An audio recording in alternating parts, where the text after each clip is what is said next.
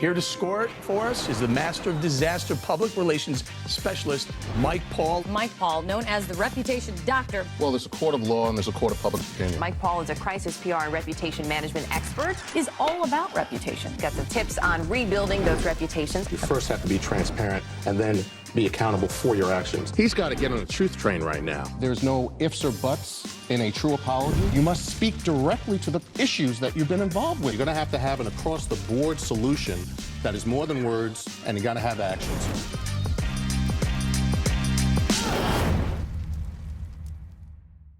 Welcome to Reputations in Crisis. My name is Mike Paul, and today's guest is David Ramael.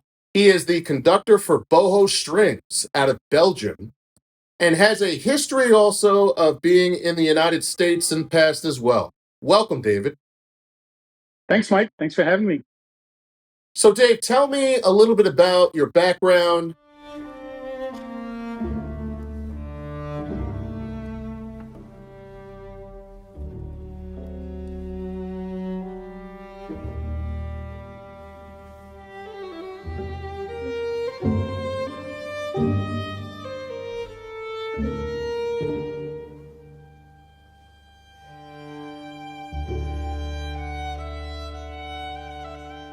And what drew you to classical music in general?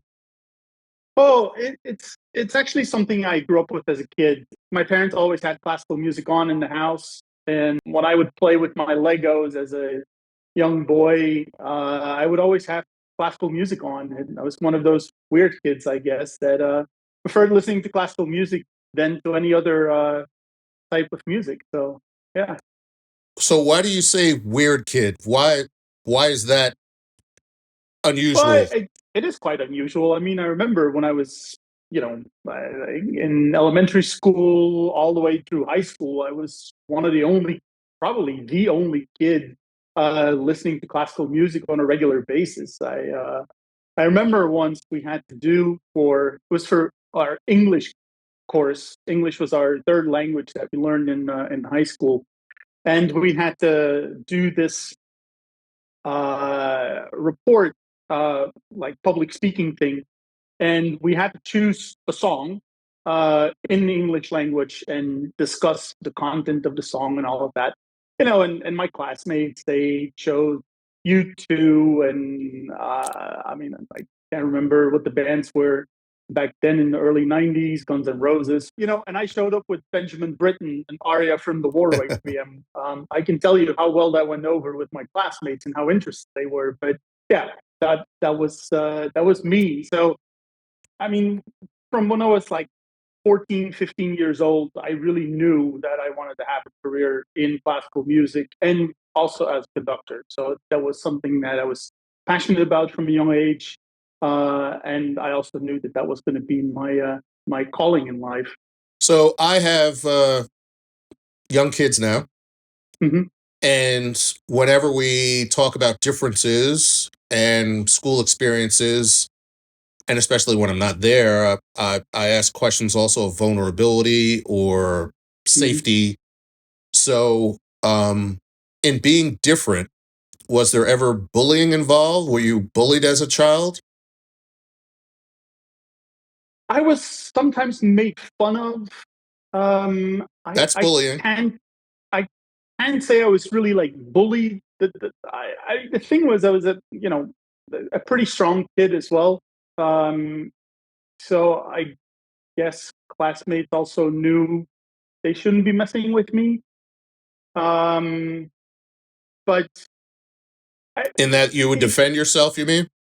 I would defend myself, and one other thing that I had also going for me was that I play in youth orchestras, and it's a little bit different system than in the United States, where if you go to K through 12 in the United States, you play in the high school band or middle school band, you sing in the choir, you play in the orchestra. But for the music education system in Belgium, music was not taught in the public schools, but we have separate music academies that are also subsidized by the government, but that's where we go for our music education. besides that, I would also play in youth orchestras, and I was always one of the youngest members there. So I was a trumpet player, and I remember when I was in my final 3 years in high school, all of the other players in the youth orchestra, they already were in conservatory. So they were already in higher education. And I guess I just picked up on, how shall I put it, their confidence, or more of their, they're more mature than your average high schooler. And brass players also have a tendency to speak their mind and speak out, and always have a quick answer ready. And I guess that was also part of my defense in school. Whenever somebody tried to make fun of me, I always had a comeback. So yeah, I can't say that those choices for me in terms of what I like listening to, what I wanted my career to be in, that I suffered from my classmates through bullying or being made fun of, or something like that. No. So, how about anxiety or issues as you continue to grow now as you Mm-hmm. get further into your career? Yeah. What vulnerabilities did you face personally? Well, it's what's been really interesting for me is that as a trumpet player, I always suffered from, I'd say, debilitating performance anxiety. And I was really afraid that I was not going to be able to make it as a professional musician because of that. Once I started conducting, I realized that with conducting, actually, I didn't have it. I remember very vividly the very first time I had to conduct a concert, and this was like a bigger concert. And this was part of my doctoral, when I was doing my doctoral studies at the University of Minnesota, and I stepped for the first time on the podium conducting a concert, and I had the full orchestra in front of me, and I was just waiting for this fear to wash over me, and it never happened. So in that sense, I knew that conducting was really the right path for me. And I really enjoy being on stage. I love connecting with audiences. But on the flip side, there's also, as a conductor, you stand alone in front of 60, 70, 80 people, especially in the professional world, and they're all judging you. And so the one thing that you're always dealing with is, am I really good enough to stand in front of these people and be a leader to them, to convince them that what I have to say is interesting to them? That is something that I really carried through my entire career, but it's at times also been very difficult to really go for that. I mean, I'd even say that there's been points in my life, especially when I was younger, where I made certain choices in order to avoid having that judgment uh, directed towards me. It's now fall of 2024. Mm-hmm. What do you believe you've accomplished thus far professionally as a conductor, and where would you like to be the next 3 to 5 years Mm-hmm. in your career?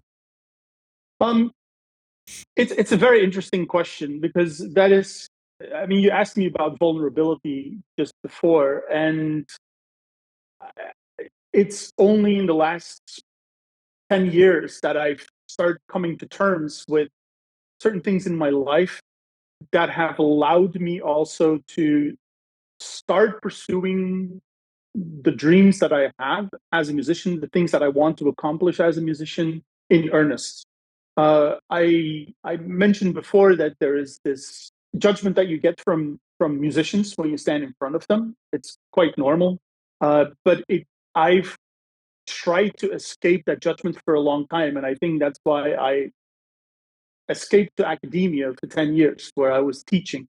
What was the judgment, and how many years? Give the audience an example of Mm-hmm. where you are in your career now. Yeah. So I taught for about 10 years, and I've been conducting at a high professional level also for 10 years.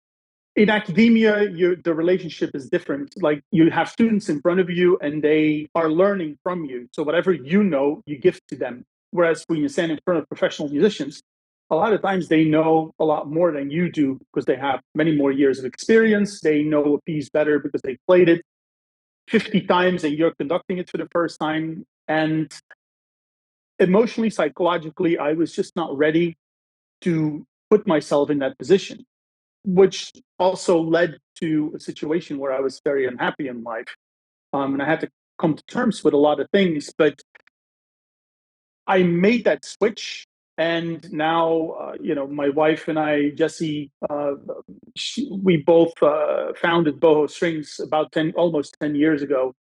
And that has been really the journey of a lifetime, I have to say. With that ensemble, we have created a project that not only is about the highest level of music making, but it's also about social engagement. It's about trying to find new audiences for the art form that we really love. And that's been a big project. It's been a struggle. There's been a lot of self-doubt there as well. Did we make the right choice? Is what we have in mind really working or not? But I can say in the past 2-3 years that really those questions have been answered. How have those questions been answered? What happened over the past few years that's successful? So we've started working with some of the world's leading classical soloists that have joined as a soloist with Boho Strings. And after each project that they did with us, they were amazed by the quality of the ensemble. We have gotten feedback from audiences about the innovative way in which we program. We have received messages from people who were touched by the stories we told through our musical programs. And these are stories about suicide. These are stories about immigration. These are stories about de-radicalization. I mean, sometimes not the easiest topics. Depression has accompanied me pretty much throughout my whole life. It's much better in recent years. And when I was younger, it was not something I could talk about.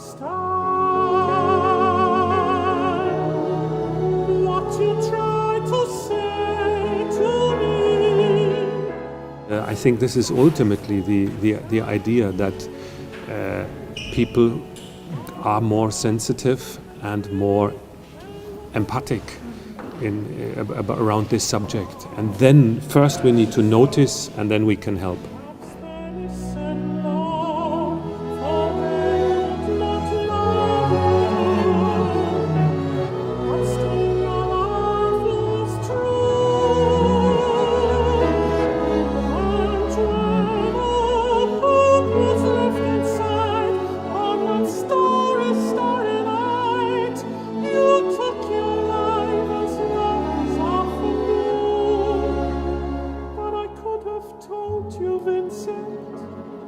This world was never meant for one as beautiful as you. You just mentioned suicide. How has that become something that you personally have been involved with, that you want others to learn from, and how are you incorporating that into music? So we did a program called Be a Hero about 2 years ago. And the direct reason why we started this program was the suicide of a member of our board. One of our board of directors, one of our directors committed suicide, and it was a shock. So we said we want to do something around that. What it also did, and what for me was a really interesting journey, is that I've had suicidal thoughts in my life myself. Mentioned, that I felt like I was stuck on the wrong career path with my conducting. I was at a point about 11 years ago where I was seriously contemplating suicide myself, where I felt that everything was for naught. I didn't see that light at the end of the tunnel anymore. Had made some really bad choices in life. I was being very self-destructive. And it's through the love of my wife and through being able to find a door to get out of this tunnel that I was able to rebuild all of that for a positive way. But through this project that we did, I also came to realize that there's actually a lot of people that have gone in life through situations that have made them think about suicide. In fact, uh, it's the number is staggering how many people actually contemplate suicide. It doesn't mean that they're going to go through with it, but what is amazing to me is that it's still such a taboo in our society to even talk about it. So through this experience of this board member passing away, it also made me realize what my own journey had been, the things I had lived through, and why I also want to communicate about this. And for me, obviously, that is then through music. And what is the message through music? Give the audience that's listening and hearing and watching now. The biggest message is you need to listen. A lot of times people don't really listen to people in need. And by listening, I mean not only with their ears, it's also about picking up on certain other signals. So often, I mean, you're at work, you arrive in the morning and you ask, how you doing? And the answer is good, I'm fine, right? And the question is not really a question, it's just a formula to start your day. It's just the same formula as saying good morning, or how's your dog, or did you get a new car? It all means the same thing. It's just polite conversation, but you don't really want to listen to the answer, especially when you think that the answer might be a negative one, that there might be an issue there. So that's from the perspective of the person who's suffering with suicidal ideations, for example, and what we as family and others should. What about the other perspective internally within the person? What's the responsibility also of the person who has these ideations? Well, I think the biggest message is that you're not alone. I think there are people who are willing to listen to you as long as you're open about your story and come out with it. And you'd be amazed how many other people have gone through something similar. But when you're in that situation, you feel like you're the loneliest person in the world and that you're all alone in this tunnel of which there's no exit except one. And that's the exit you don't want to take. It's weird because there is this enormous barrier, this enormous wall between the person who's going through it and the people that are on the outside. And somehow the communication is not going through that wall. And that's one of the things we tried to do with the concert we created. And by the way, it's not only a concert, we also created a workshop around it, around listening leadership, how you can improve the mental well-being on the work floor. This is for companies then, just through having more listening qualities as a leader. And obviously listening and music go hand in hand. Well, it sounds like one of the messages for anyone who's suffering from suicide or knows someone who has suicidal ideations, that silence, hiding, and secrets could equal death. Yeah. Talk to me a bit about the various pieces of an orchestra and how you can deconstruct music within a group and bring it back together, and how that's similar to what corporations go through with change, with everything from mergers and acquisitions to changes that are happening from a human resource perspective around the globe, the differences of people. I know that you have opportunities now to take your conducting skills and to speak to corporations at some of the events that they have, starting with their own research as to the struggles they're going through and how you can represent a solution through music.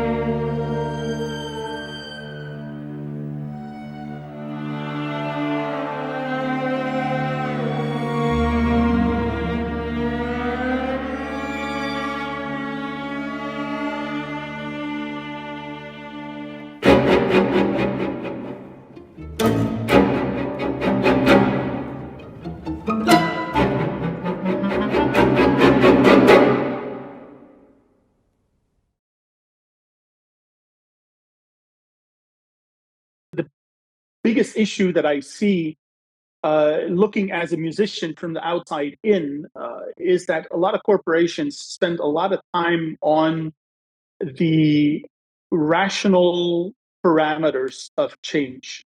What do we need to do? Where are we right now? What are our KPIs? What is our strategy to get to that next level? Where do we want to go? And one of the biggest things that often is forgotten is the human element in all of that. So you need to create an enormous amount of energy. Change demands an enormous amount of energy. And then most of the time that energy is put into all of the rational batteries. And this terminology I learned from this friend who passed away. But so the rational side of a corporation receives a lot of the attention, but then the emotional side gets kind of neglected. And that's where, as a musician, I like to come in and show through music how the emotional elements also are very important and what impact rational decisions can have on the emotional side of your team, of your employees, of your entire organization. And so what I try to do is to bring a lot of the messages that leaders, CEOs, C-level executives already know from a rational side. I like to bring that in on the emotional level so that they also realize that the two really need to be in balance and that both the rational batteries and the emotional batteries need to be fully charged. Emotional intelligence is extremely important, and corporations need to, as you say, bring those two together. Can we talk a bit about family? How important is your family? What's happening with your family currently? What are your goals for your family? I know that you have, for example, a business with your wife, Boho Strings. She also has a nonprofit organization called Southampton Strings Festival that is not in Europe, that's here in the United States, in fact, on Long Island in Southampton. So talk to us a bit about family and those things external to some of the things we've discussed thus far. Yeah, well, for me, it's very interesting because my wife is also a professional musician. We founded Boho together. She plays violin in the ensemble, and we both have this passion for classical music. So for us, the work-life balance is, I mean, it's the same thing. It's not, opposite poles of the scale. It runs really at the same time in the same direction, and that makes it very exciting. We share so much of our professional life together, and we're very passionate about it. In that journey together, it makes us also stronger as a couple. At the same time, it also sometimes makes you realize that we need to take time outside of work for the two of us. I remember the first 7 years we were together. After 7 years, we realized that we never taken a vacation longer than 5 days together that was not linked to going to conduct or going to play somewhere. And we realized we absolutely need that. And we're also on two continents because, Jessie, she's American. Like you mentioned, she still has her strings festival in Southampton, where I'll also start conducting in the near future. So it brings us together, family and work, once more.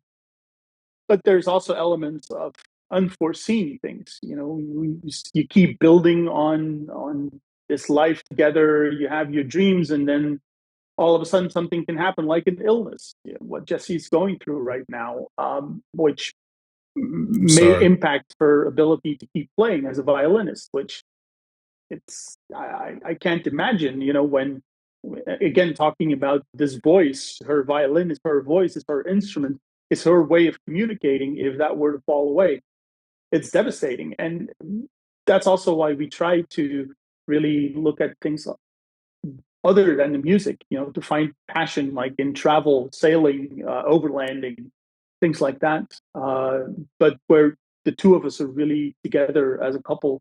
And I think that's one of the most beautiful things maybe the most beautiful thing I've experienced in my life in the past 12 years that I've been together with Jessie now, is just this being close together and being able to share everything. And she was there for me when I was struggling at the very beginning of our relationship, and I'm there for her now when she's going through her struggles. And those struggles include some neurological struggles that might be affecting her life and also professionally. We send our prayers to her, and we will continue to care for her as she is continuing to seek to heal. Can you talk a bit about sailing and classical music and orchestra and how those two things can come together as well, even in relaxation? And what does sailing mean to you and your family? And I know that's a big part of your relaxation as well. And talk to us a bit about sailing. There's a very funny story how it all started. We took a sailing course in Croatia, and we were with a couple of guys on the boat. The instructor, Jessie, was the only woman on board, and there were certain times with certain exercises that the instructor really didn't want her to do certain tasks on board, and Jessie was very upset about it. She said, "I can do that as well as the guys. Why are you letting me do that?" At the end of the course, we found out that actually he had been a violinist in a very famous orchestra. And at one point in his life, they were on tour, and he decided he was quitting the orchestra and he was going to become a full-time sailor and sailing instructor. And it's funny that we found each other on a sailing boat, this former violinist, and now becoming, having become sailing instructor, and us as classical musicians, professional classical musicians. But the water has always been very important for me. I did a lot of scuba diving before. Jessie did a lot of surfing growing up in Southampton. So this connection with the water has always been a huge part of both of our lives. Sailing gives us also this absolute rest and deep connection to nature. And in a sense, it inspires us in our music making.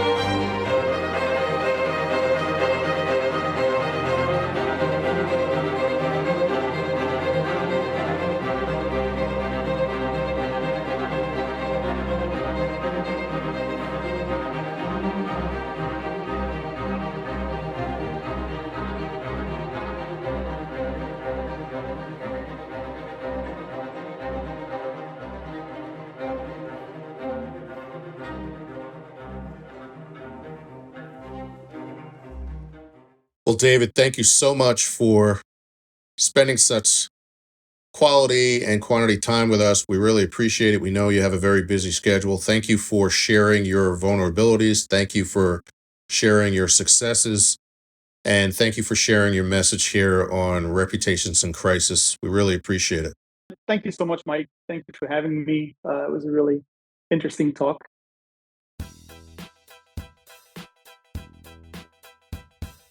This show's t-shirt is a take from, who do you think that is? That's supposed to depict Kamala Harris stepping on a MAGA hat.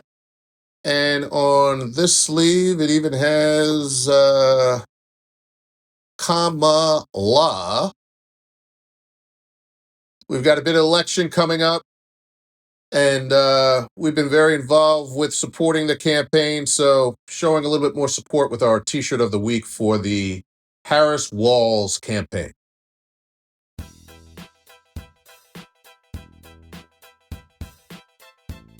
So my Rep Doc opinion of this week's guest, David Ramael. David is the conductor for Boho Strings.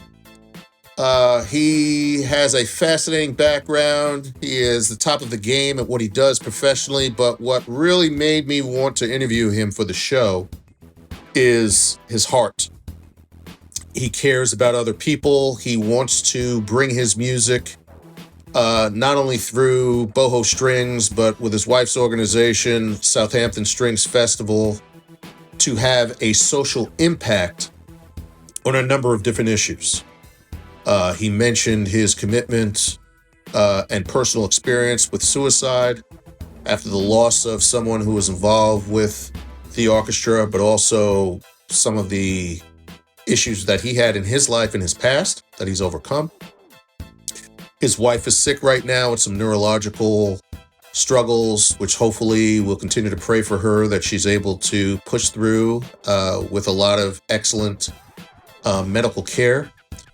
But they're also very passionate as a couple about everything from immigration to diversity, equality, and inclusion, not just within society, but within their profession.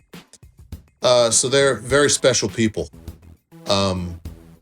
This particular program is really about vulnerabilities, embracing them, looking at vulnerabilities, looking at successes, and understanding that life, whether it's in the classical music world or in general within our worldview and our universe, what is it that we believe? What is it that we can impact? What is it that we can change? Who are we within this world? And they've made a clear choice. We want to not only provide some of the best music that's out there in the classical music world, but we want to have an impact on society, and I think that's terrific. So thank you for watching today's episode, and thank you for giving me the opportunity to talk about why I think this show is special. Thank you for watching this episode of Reputations in Crisis, and you could follow us on YouTube as well as find our program in audio form on Apple Podcasts, Google Podcasts, and Spotify. And remember, less head work, more heart work. Peace. Have a terrific week.